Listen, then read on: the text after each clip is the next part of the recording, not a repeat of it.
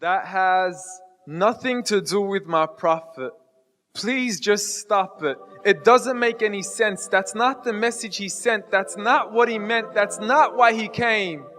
So you can claim as much as you want to, but I assure you the man I follow was not the same. See, I know a man who forbade the cutting down of a plant, who even spoke against those who had burnt an ant. So why is it that I simply can't understand how we claim to follow the same man?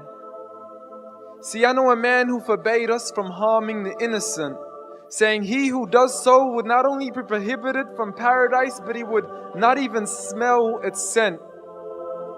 So why is it that I still can't understand how we claim to follow the same man? I mean, I know a man who forbade us from even scaring cattle with a knife, saying you have no right to let the animal die twice. And when he was asked for advice, he'd reply, "Don't get angry, don't get angry, don't get angry," repeating it thrice. For he was a man who called to patience first, even to those who had treated him the worst. And when he was asked to invoke Allah's wrath, he said, "I was not sent to curse, but rather as a mercy to the earth." Matter of fact, the entire universe.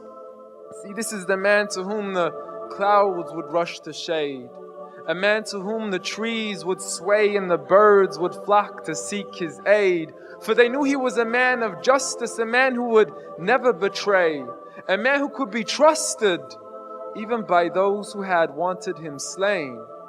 See, Anas bin Malik served him for 10 years, and not once had he heard him complain. For he would never get angry for himself, but only for Allah's sake. And he never responded to evil with evil, but rather he pardoned and forgave.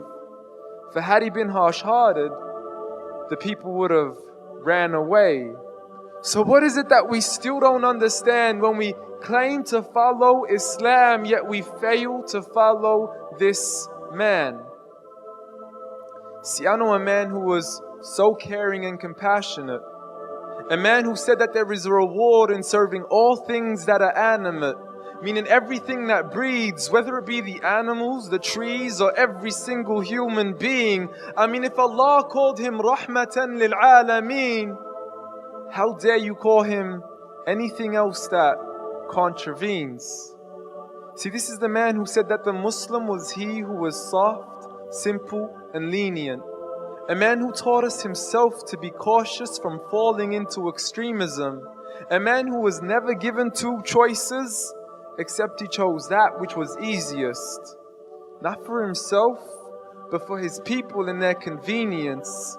See, this is the man who would never mock, mimic, nor ridicule. Nor would he ever publicly rebuke an individual. This is the man I know, so forgive me if this sounds unusual. But the man I know was so much more handsome, so beautiful.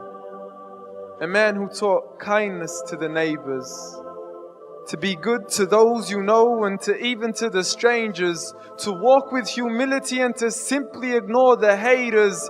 But nevertheless, I know a man who taught us to stand up for the oppressed, from the men, women and children who call out to us in distress.